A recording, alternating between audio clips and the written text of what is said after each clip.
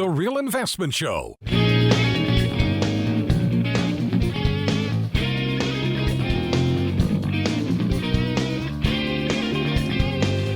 I'll tell you, it's tough out there for a lot of people, but not, I just hope Harry and Meghan are okay, because that just seems to be the talk about everything. We waste our times on so much crap. Who? Yeah, exactly. Bingo. Who? I don't have the bandwidth for that stuff. Who wants to have the bandwidth for that stuff? You got to choose where your attention goes.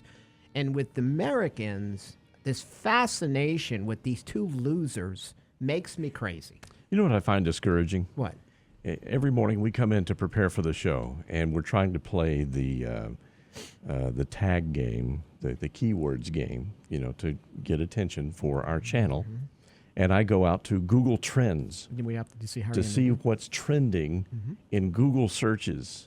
And it's really discouraging to see what most people are looking for on Google these days. And it's not just Harry and Meghan. It's football and soccer and, who's doing whom. It's amazing how our attention, you wonder where productivity is in the country. And I'm going to sound like some curmudgeon, but it's ridiculous. There's no delayed gratification. There's no work hard. Again, there are a lot of people. Well, you're inundated by things, right? By ads, by, look at this, look at that. You can go finance a shirt now, Rich. You want a new shirt? Hey, you can do it in 4 easy payments of $29.95. You can finance a pet. You can finance a dog. You can't make some of this stuff up. Listen, if you can't afford to buy it, especially like necessities or things you may need or things you want, you probably should not be doing it. If you have to finance a pet, what happens when you have to take it to the vet? Exactly. And I calculated that roughly for this pet, you would be spending about $10,000 in interest. What type of pet are you talking about here, man? Dog, you don't deserve it's. Listen, the one thing about Americans, if you want it, we'll find a way to get it to you, even if it's at your own detriment. But the things we focus on, and listen, it's probably not different this time. It's just that this stuff is all in your face now. I'm sure we've always focused on things that didn't make any sense, more pop culture. But it seems like pop culture runs the country now. And a lot of comedy, tragic comedy. So, you got to cut through that noise, focus on what's important to you, and make sure you're getting it done. Because I still believe that there's a strong work ethic for a lot of people, and they keep their nose to the grindstone. But, some of the stuff that I see is just really crazy. Well, it doesn't teach any fiscal responsibility is the problem, right? Nobody has any personal responsibility for what they're doing. They'll pay for it later, and they don't understand the impact socially what this has, which is why we're at a point where everybody thinks, oh, well, let's give out this. Everybody needs money. Well, yeah, you need money because you're not. Never mind. I'm not going to go down there. I'm going to say things I shouldn't say. Can we change the name of this show to Curmudgeons Squared? Curmudgeon Friday. Well, Janet Yellen says that it's your fault, Danny. That's your fault for the inflation because you are spending money. It's your fault, Danny. You did this. And I'm going to say this. No, Janet Yellen. It wasn't the pandemic, and it wasn't consumers that created this. It was the federal government's response coupled with this mental, financial, and physical aftermath of closing down an economy for absolutely no reason. Which any of these on their own are inflationary, right? And then you couple those together, it makes the problem even worse. Now, what's going to happen if you do start to see, recession, okay? You see poor numbers, you see real negative growth. What are they going to do? If you actually get people out of work, where they're trying to force people out of work. They pretty much want you out of work. But what are they going to do? They're going to come right back. But think about this, Danny. Is it the Fed's fault? Even though, yes, and again, I'm not trying to stick up for the Fed because I've got a beef with them. But what I'm saying is, whose fault is it that we're facing this inflation now that the Fed has to tame? And guess what's going to happen? I guarantee it. Once the unemployment rate starts to go up or wages start to stagnate, the White House is going to come out and blame the Fed. When ultimately, if I follow the circle, it's their fault because of that stimulus package that they sent out. When Larry Summers even said, this is a mistake. And everybody thought he treated him like a pariah because he didn't go along with the company line when he was just being what he is, an economist, right? So the ultimate reason you're going to lose your job is because of the fiscal response and locking us up for 2 years. And we have no idea, Janet Yellen, of the overall damage we're going to see of this politically driven response to the pandemic. That if you question anything, you're a traitor or a conspiracy theorist. But look at the mental toll. Look at the health toll.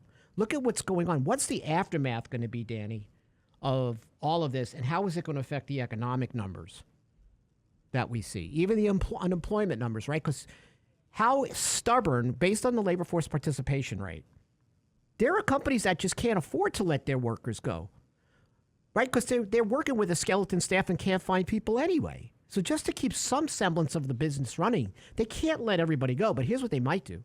They might tell you, Danny, you're a great worker, but guess what? I can't give you that raise this year.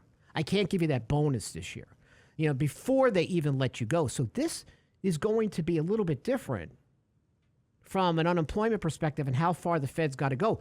Who knows what the terminal rate is? It's a moving target at this point. Because of the after effects of this pandemic, I don't think we really understand all the aspects of closing down an economy for 2 years. Do you?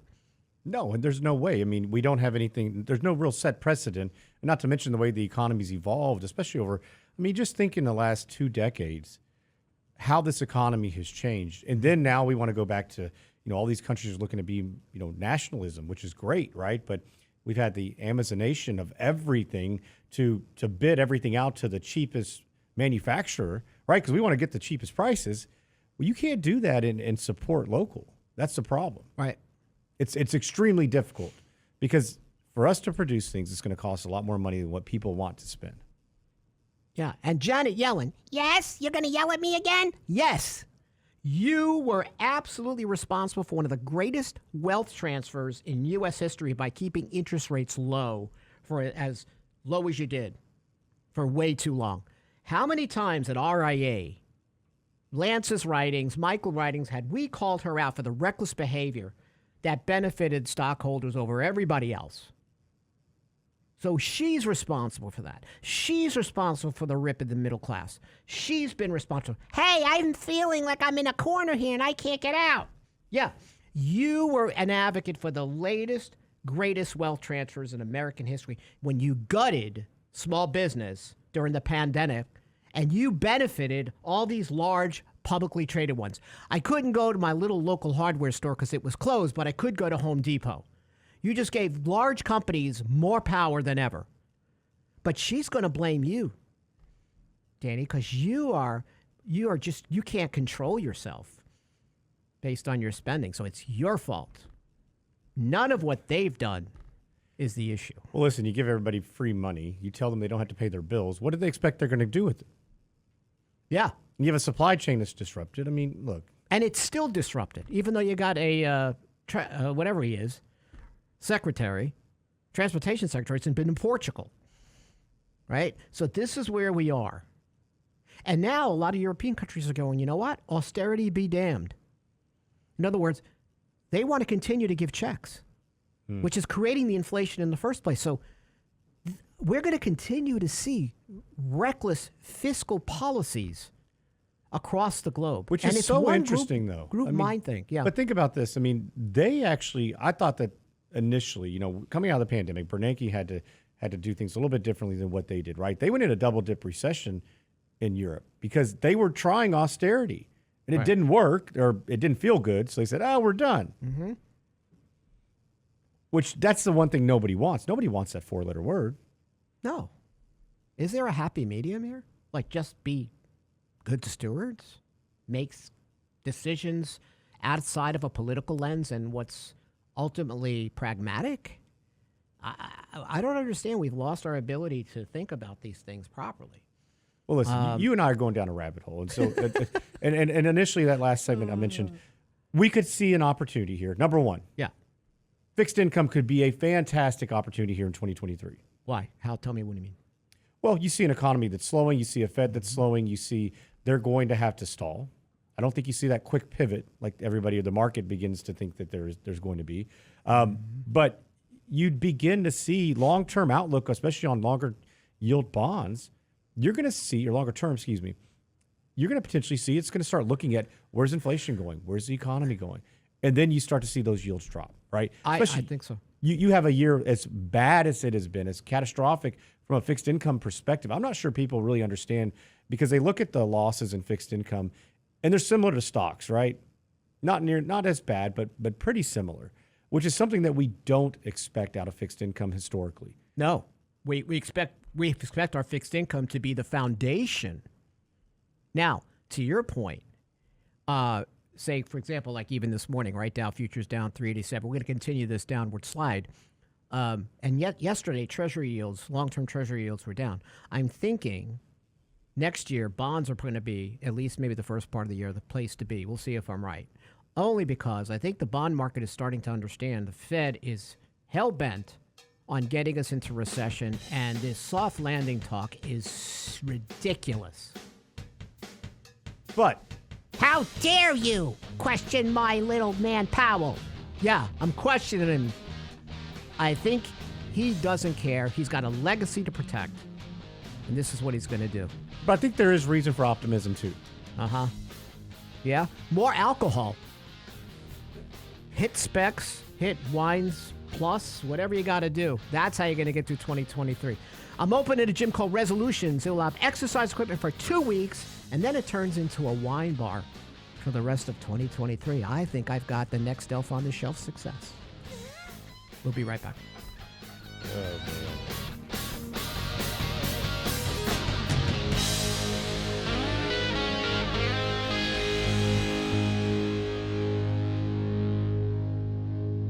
You're listening to The Real Investment Show.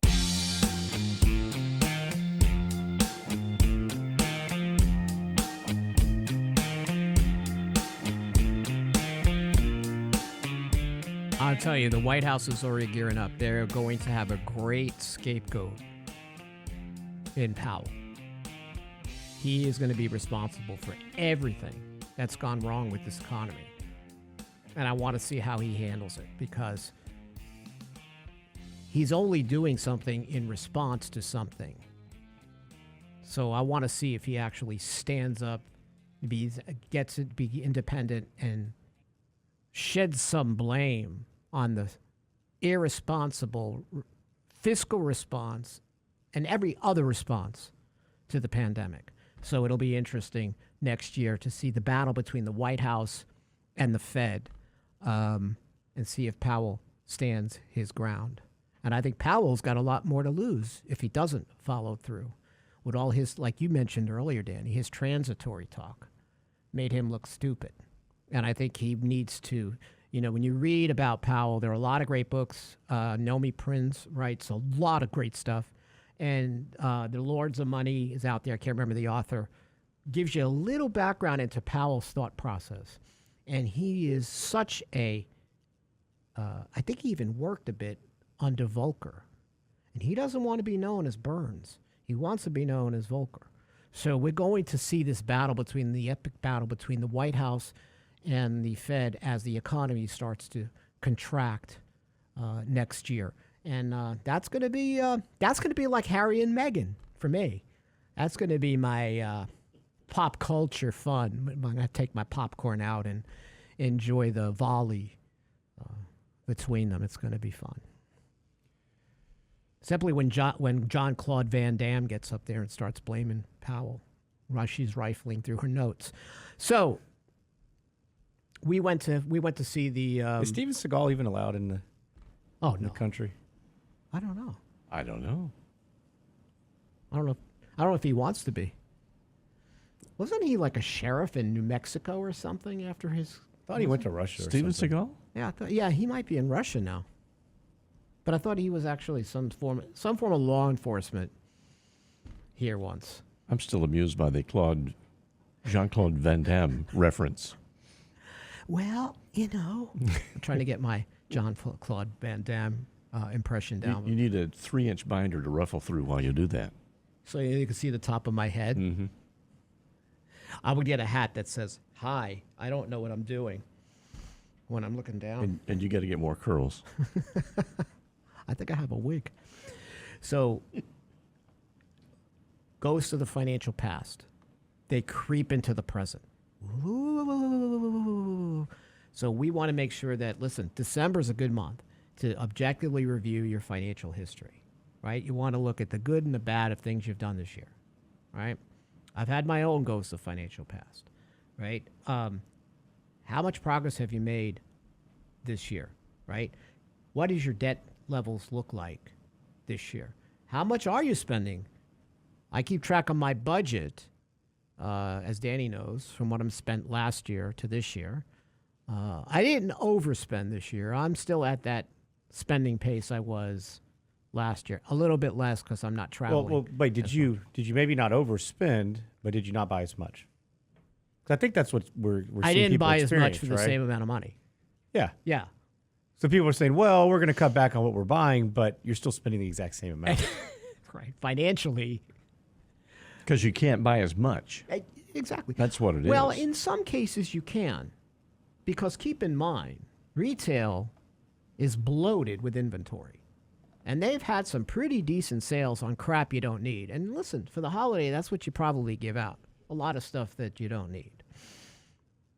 Unless you're in Danny's house. Like the kids are getting pretzel sticks and they're getting gifts from like 1883 and 1870. Littlest guy said, hey, can you not buy me any clothes this year? I just want toys, man.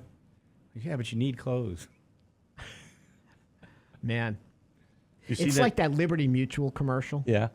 Did you see it when they said you got to unwrap the gifts and the kid unwraps the bike? I love this commercial, and he's all upset. I got a bike. And the kid I got Liberty Mutual insurance. It's such a funny commercial. I funded your 529 plan, kid. What's wrong? Silly parents. They could have saved 15% with Geico. The Christmas music in Danny's house is like the funeral dirge when they're all unwrapping their gifts. How come you guys aren't moving faster on your gifts? Well, the wool socks that mom knit in the corner that I got. Have you seen It's that not that meme bad. with the pictures of the holy underwear and holy socks that says, one more week, One more guys? week. You know, there about is right. like an underwear recession indicator. What? Yeah, like if men or like people who hold on to their underwear longer, it's like the skirt, like the long skirt versus the short skirt, depending on where the economy. There's also an underwear indicator, by the way. The holier your underwear, the more you're in a recession. Well, then men are mostly in a I'm recession. always in a recession then. Oh, man. Danny's the only one who's got to get his underwear off quickly Who sees them? What's the matter? in the bedroom because it's frightening.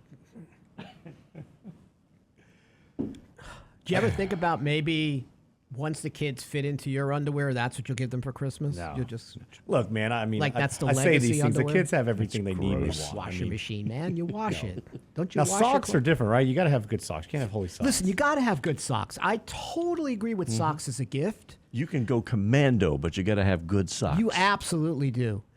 And you ever notice with socks on, you just feel more naked?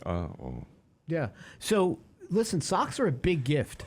Socks are a big With socks on, you feel more naked. If you're naked with I don't even socks wanna- on, it never mind, feels I shouldn't. weird. Well, at least your feet are warm. Socks are, by the way, a huge gift.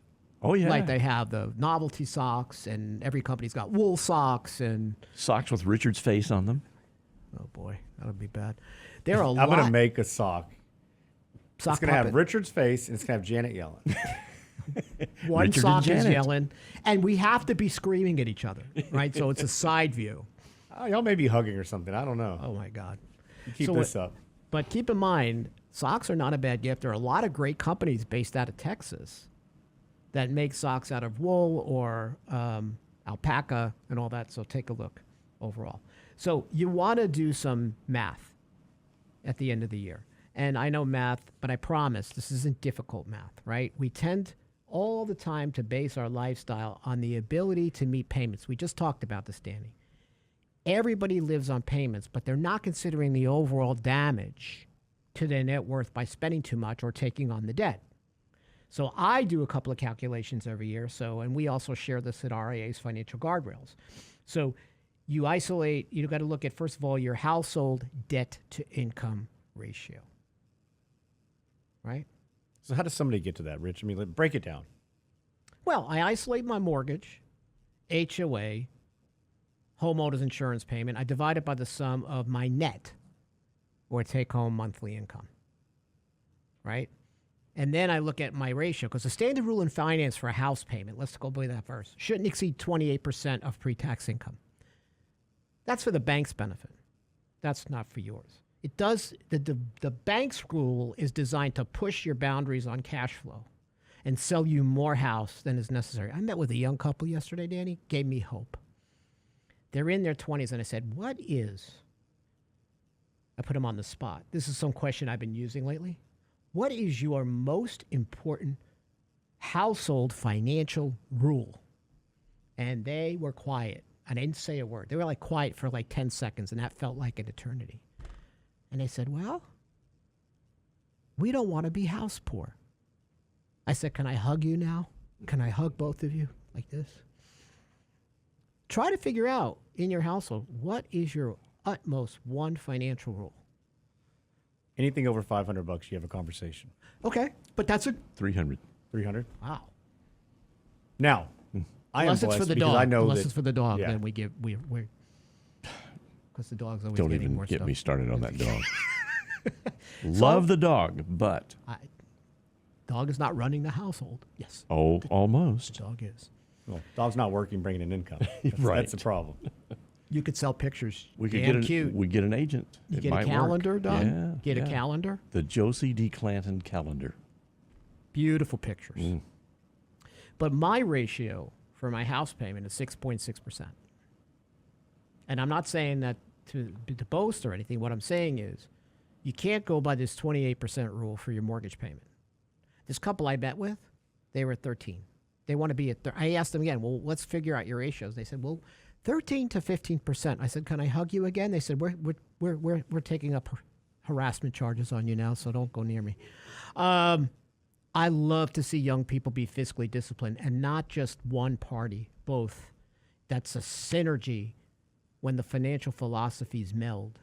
I said, you are all going to build some exponential wealth for you and your family, and I'm so happy. And it's not based on how much income you make. It's based on the rules you follow to manage debt, right? Dave Ramsey says 25% of after-tax income. That's not bad, but you can do better. Don't you think, Danny? Yeah, absolutely. I think that you need to understand where, what are your goals, number one? How do you have things established within your house? And, I think the big thing, though, Rich, it all boils down to communication. It does. That's going to be a thing. So if you're even having these conversations and you have any types of rules, which I know most households likely do not, unfortunately. No. And we get back when we talk about RIA's rule for total mortgage payment. Oh, You may not like it. I think the people who listen to the show and on YouTube will like it. We get back.